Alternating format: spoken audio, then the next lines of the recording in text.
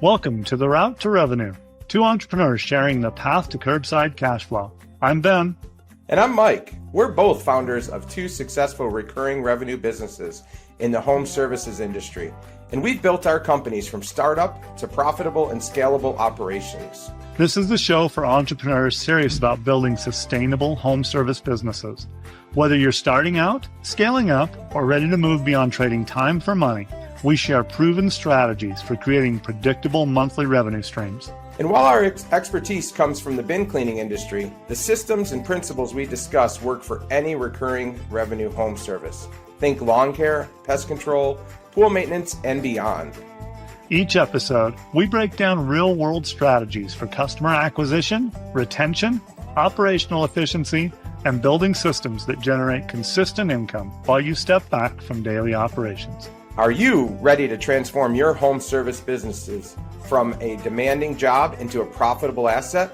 This is The Route to Revenue. Welcome to The Route to Revenue. I'm Ben Magee with Green Can Cleaner, and I'm here with Mike Walker of Spiffybin. And one of our listeners, I know you're probably all surprised, but we do have multiple listeners. You're not the only one. And one of our listeners gave us some feedback. So we are not going to do the, hey, how are you today, Mike? Instead, we're going to do a shout out. How are you, Ariana? Yes, Ariana, my eldest, gave us feedback and basically said all the parts that Ben and I thought we did well are the ones they cut, and she thinks it's awesome that they cut them. And so now I'm not exactly sure how to take that other than, Ben, how you doing today, Ben? Just kidding. Not supposed to ask. Anyway, two things. First off, Ariana, thank you for listening. We do appreciate it. And we'll try and do better in the future. Keep the advice coming. We love the feedback. 100%. Okay, so into our episode. Mike, I love this episode today that we're going to talk about. Yes.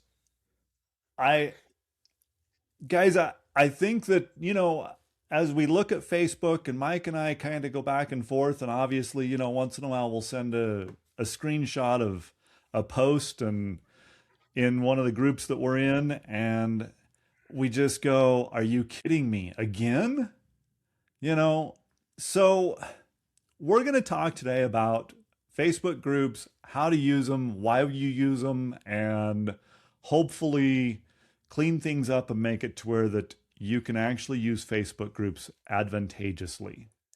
What do you think about that, Mike? No, I think it's great. I hope we can also try to instill a little bit of autonomy in you or in somebody starting their business.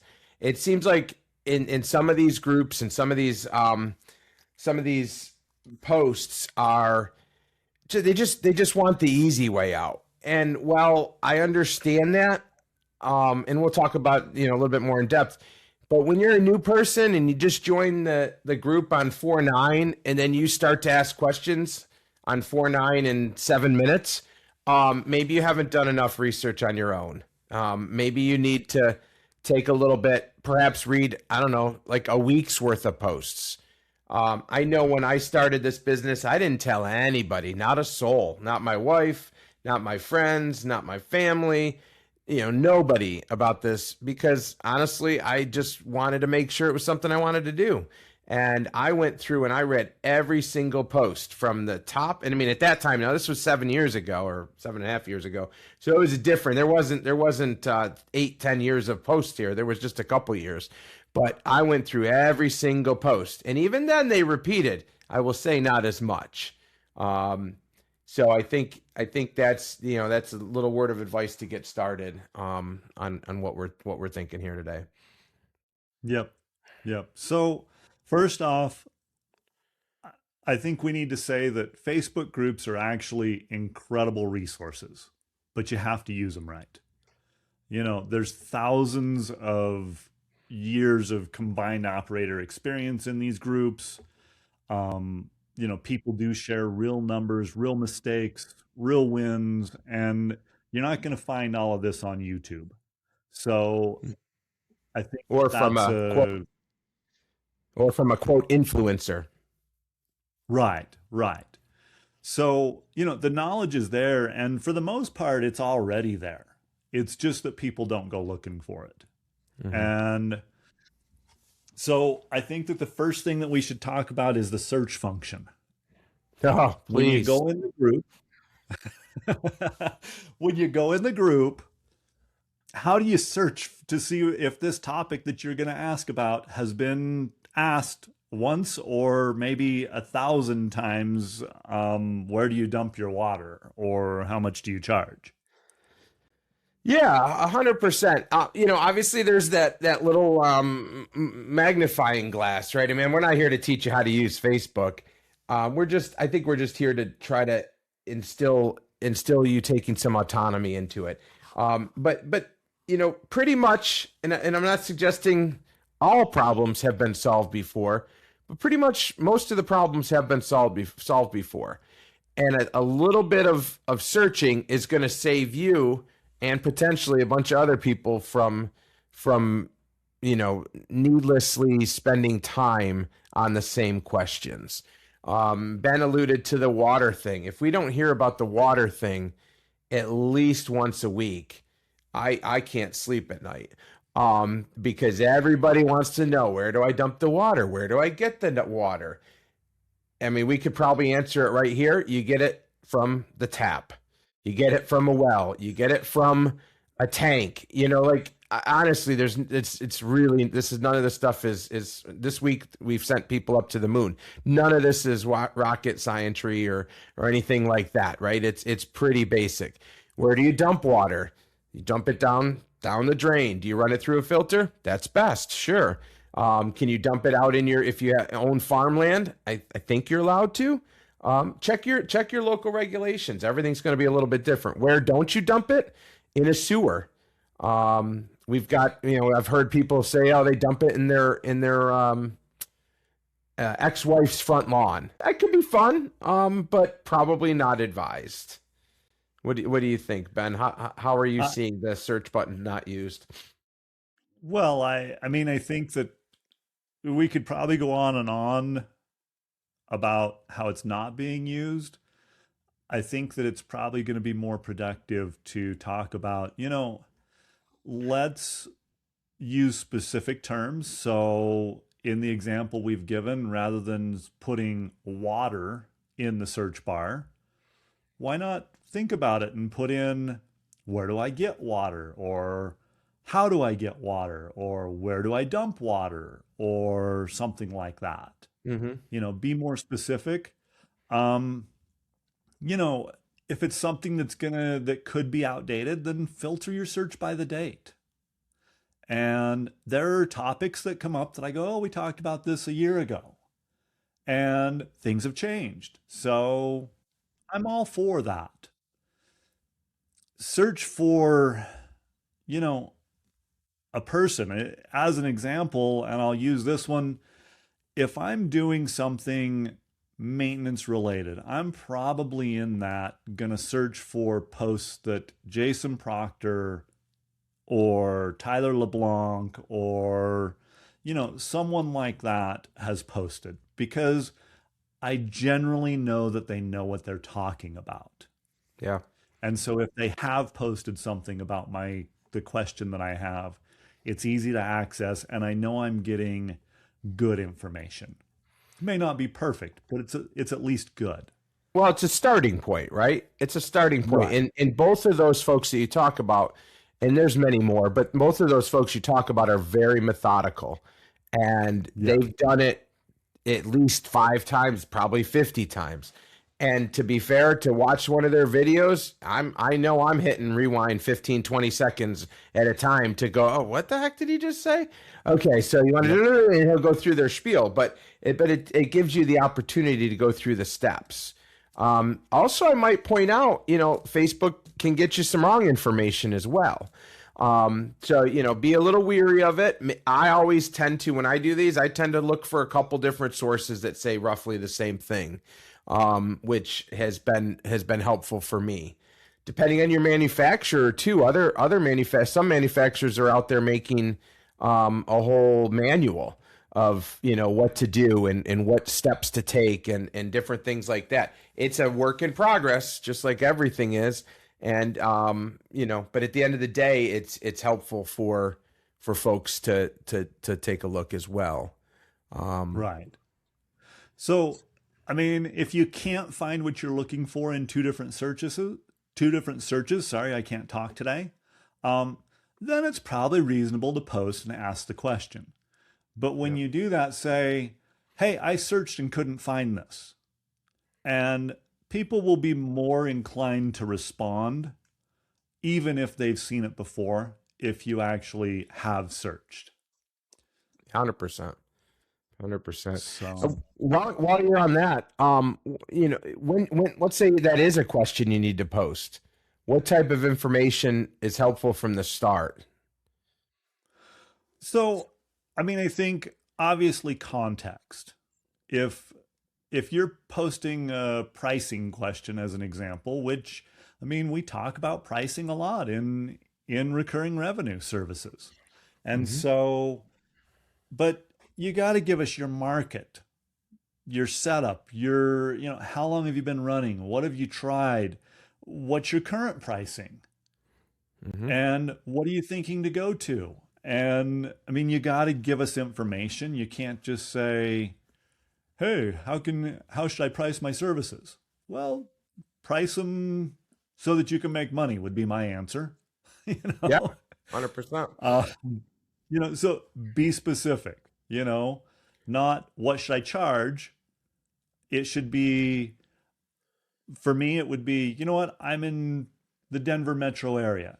I'm doing, we average about 80 stops a day with one truck. I mean, obviously that's an inflated number, but, and I charge $35 for 2 cans monthly. Am I underpriced? Am I overpriced? Where should I be? And get some feedback that way. Yeah. What about, so here's another thing that I do and I learned this in a management role that I had before, and I've carried it into everything. When one of my teammates comes to me with a question, I expect that they're going to have some sort of an answer worked out and at least be able to make a suggestion to me of what direction they're thinking they should go. That's helpful in Facebook as well. Hey, I'm leaning toward X because of Y, but I'm worried about Z. And then you're actually inviting real feedback that way.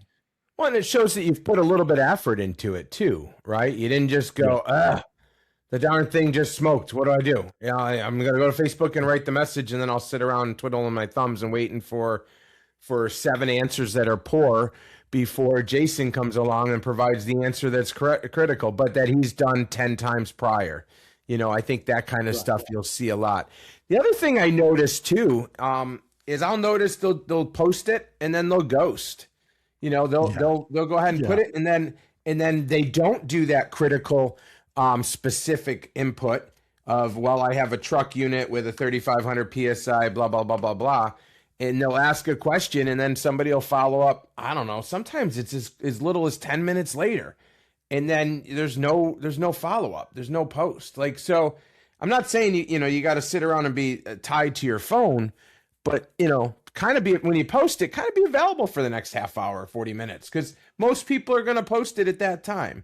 And wait around and be ready to answer the questions if you haven't been, completely specific prior to that. And then I think the most important thing is once you get an answer, or I mean, not even an answer, but once you implement somebody else's suggestion and it works, post it. So often these people, again, they ghost the answer and then you don't know. So here I am doing the conscientious thing, in my opinion, and I'm searching for the problem. Why is my thing look like it got hit by a nuclear bomb and there's smoke coming out of the top? And I see 3 of those posts, and yet nobody finished it up to say, you know what it was? It was a dirty fuel filter. You know what it was? It was low voltage causing, an incomplete burn. You know what it was? It was this. or, and then, and almost equally important, telling the steps you went through. I threw a voltmeter on to find out that I was only running 90 volts instead of 120 volts. Well, that's good information. So I don't know I feel like you almost have an obligation when you're in these groups to not just take, but to provide or give. What are your thoughts on that? I agree, and I don't know if this is accurate, but it certainly seems to me like 90% of people in groups lurk, 9% actually engage occasionally, and then 1% create most of the value. Wow, so it's not the Pareto's policy or Pareto's thing. No, that was 80-20. No. You're down to 1%. I think this is 90-10. We could call it. Okay. The McGee, not magistrate. I don't know. That's not the right word. Never mind. No, that's not the right word. But, here's the thing is, if you're only ever in the 90%, then eventually the 10% are going to get tired of answering the same questions, or even if they're different questions, they're going to get tired of being that 10%. Unless they've got a huge ego and just want to be heard. But yep. I know for me, as I engage in these groups, and I'm going to be completely honest and transparent. There are groups that I'm in that 90%. But the bottom line is that I'm going to try and commit to being in the 10%, at least engaging occasionally, and hopefully can get to the 1% in some of those groups. Just because I think that giving back to these groups is important, and it's building a resource. And I think it's important, and contributing doesn't mean that you have to be an expert. It just means that you have some experience, and I think that that's an important thing. Remember, if you don't have any experience, it's not really helpful to chime in and say, "Oh, well, I'm starting a business and I don't know where to dump the water." Okay, well, thank you. That didn't really help anything. And when someone goes to use the search bar, they're going to have to wade through all of that. So, and I think there's an evolution too, right? I think, if you're quote doing this right, in my opinion, my opinion, you start off in that 90%. In the beginning, you should be lurking. You should be looking, taking advantage. Absolutely. And then as you gain a little bit of experience, you may be the one providing everything and that's fine. You've got a little bit more time. Absolutely. And I know this is what my evolution looked like. In the beginning, I didn't say a word. Then I got my equipment and I start doing things. And then I would just post, "Oh, look at what I did to my toolbox on the back of the truck." And I would just post that, or I would post something else or some wins, that type of thing. And then as I got busier before I got employees, I was too busy to post. So then I went back to the 90%, but most of that 90% was done at 10 o'clock at night, because I was too busy during the day doing the business. And what's good is we've got new people coming on and some old folks going off, so we're all in different stages. So I think that is helpful, and it makes the group fun. Well, and I think it's important to hear, even guys that haven't started their business yet, what mistakes have you made? What are you learning? And maybe not even in a question, just a post saying, "Hey, I screwed up here." We talk about, I'll tell you, Jamie Medlin in his group is doing weekly wins, which I love, and I need to start participating in that. Yeah. And I think it might even be weekly small wins or something like that. But yeah, I love that. But what about weekly mistakes? What did you mess up this week?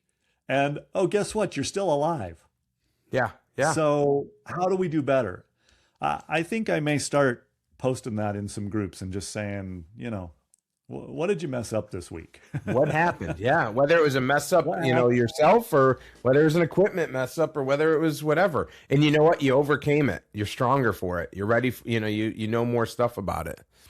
Absolutely. Yeah, I like it. absolutely. So, and here's the thing is basically all of the connections that I have in this business have come because I put myself out there in Facebook groups and other people did too. And so like Mike, I met you as a result of both of Hmm. us being willing to post in Facebook groups and jumping on a call as a result and saying, hey, I saw this on Facebook and wanted to check on it and see how that came out and what Yeah. you're doing to continue down that path. And what's cool is then So we met in Miami in person for the first time. And then you were yep, traveling through Atlanta and you stopped and we went out to dinner, and now our wives have met. And it's pretty satisfying. And I know that at any one point I can jump on the phone with a solid 6 operators and get them, they would answer right away.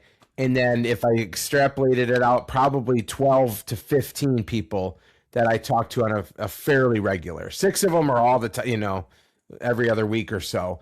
And then I would say there's probably another 12 or so that are, monthly. And that at that point it helps because you're not on this island. You're not trying to do this yourself, even though we all are. You have some camaraderie and some ability to feel like you're not on the island alone. You're not you're not on Survivor. right. You're a team. So the other thing that I think we, especially as you're an operator and you've got some experience, and one of the things that Facebook does is you're going to build a reputation. This is a small industry still. And I think you and I were talking about someone the other day that, I'm like, I just, I look back at the posts and I'm like, yeah, I'm not impressed. Hmm. He was a jerk to this person and a jerk to that person. And I mean, that is going to carry who you are. And it's people are going to recognize it, they're going to notice it. And so, be careful of your behavior on social media. It's interesting too, right? Because they always talk about keyboard warriors. And I don't know if they're so much a keyboard warrior as much as maybe that's how they are in normal life. And it's just an extension. We think, Exactly. oh, they're just a jerk on the keyboard. Well, they could be a jerk in real life. I tend to Absolutely. not be a jerk in real life, or so I try. Well, you And at least think so. huh? What's that? You at least think that you're not a jerk in real life, right? Perception's reality for me. I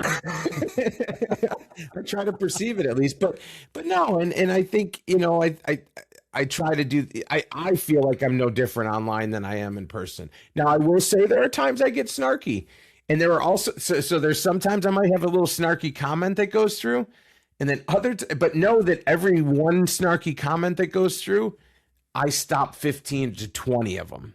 That stands for Right. you as well. That's also for you, Ariana. So I try my best to stop a bunch of them before they go out, but occasionally they go out. So love you, honey.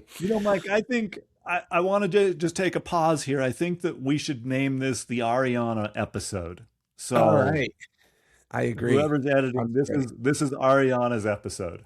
That sounds great. So Sounds great. back to the topic. Yeah, I agree. I think that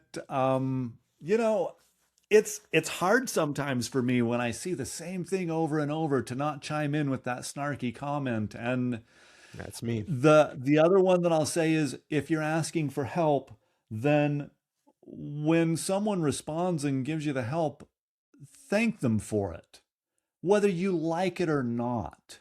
Right. Someone may be dropping truth bombs on you that you just don't realize yet are truth bombs. And saying thank you goes to this reputation as well. There are people that I see posting questions that I'm like, oh, yeah, well, I responded a while ago and they either didn't respond at all or came back with some snarky thing or something like that. And I'm like, why would I Right. help them?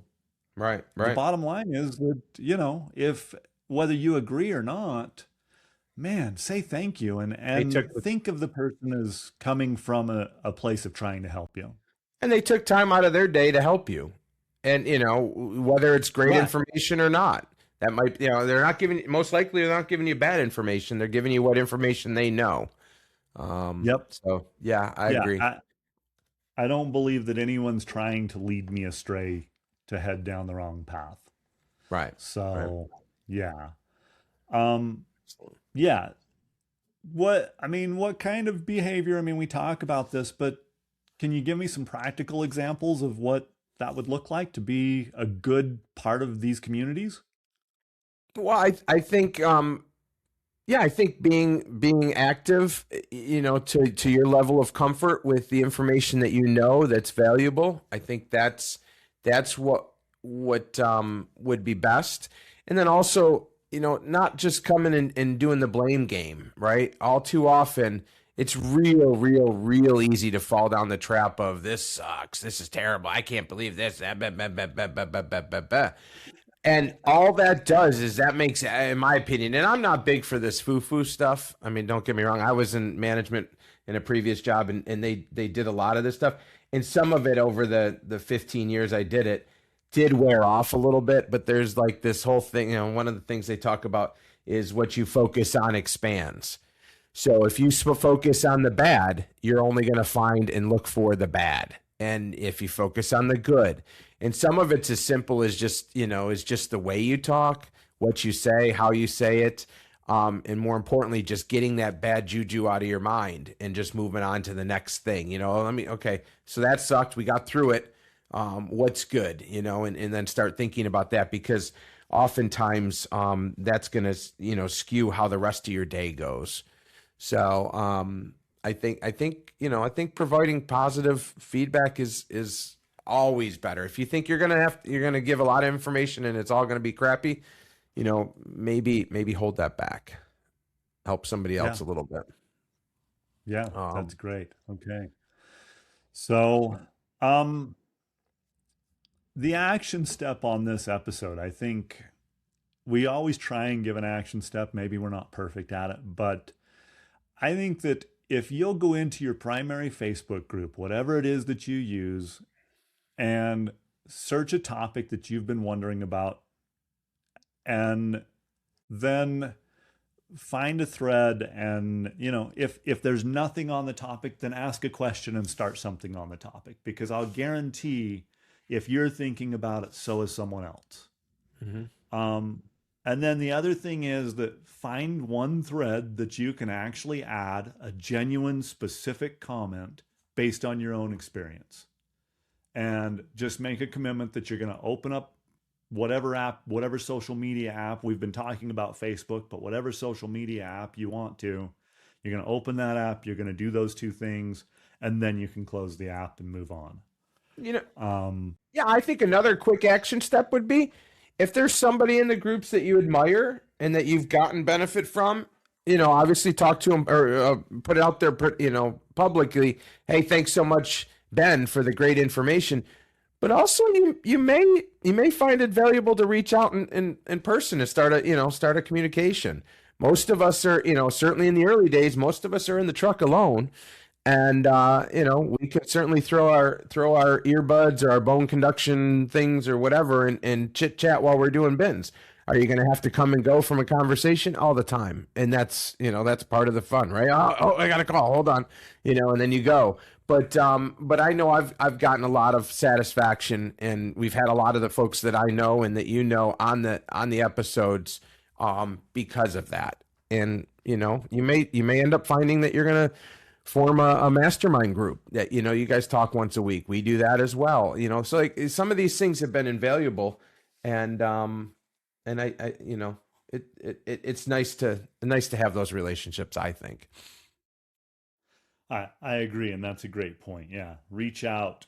Don't be afraid to. I mean, like I said earlier in the episode, if it wasn't for reaching out for people that I saw on Facebook and communicating and being willing to put myself out there, I don't think my business would be where it is today. There are a handful of operators that I consult with just about every move I make, and that are major moves. And it's good to talk things out, even if it's just hearing myself say them out loud.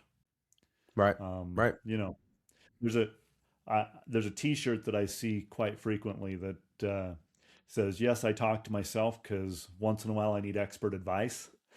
I like that. Not always the case. Sometimes I seek expert advice somewhere else, and I have found that just about everybody in business is willing to help someone else that's willing to listen. Mm-hmm. You know, and so Well, anything and else you want most to of add to us- this, Mike? Yeah, I think just a real quick one to that, and then we should go. I think also a lot of people came from other businesses. There's not a lot of folks that are starting off, and this is their first job, right? I think I would argue to say zero. So we all have other lives that we did before this, and you can learn a lot from those, and you can implement some of those things. I mean, let's be honest. There's a lot of businesses that have been around a lot longer than this business, and you can take and mold and meld that piece a little bit to make it critical and applicable to the business at hand. So I would say, don't discount that past knowledge and past experiences and stuff. So We really appreciate you listening, Ariana. This is the Ariana episode. if you haven't already, like, subscribe, and leave a comment. We would love to see those as well. So excellent. Thanks, guys. Thanks, guys. Well, Ben, that's a wrap on another episode of The Route to Revenue. If you enjoyed this episode, we'd love it if you would hit like, subscribe, and leave us old guys a comment about what we did well. And if we did anything wrong, can it and keep it to yourself. If today's strategy sparked some ideas for your business, don't keep them to yourself. Share this episode with a fellow entrepreneur who could benefit from these insights. Remember, building a recurring revenue business, it's not about perfection, it's about progress. Take one actionable step from today's discussion and implement it in your business this week. Want to connect with us between episodes? Find us on Facebook or at our website. We'd love to hear how you're applying these concepts in your own home service business. And until next time, keep building those recurring revenue streams and stay on the route to revenue. The route to revenue. Nice, Ben.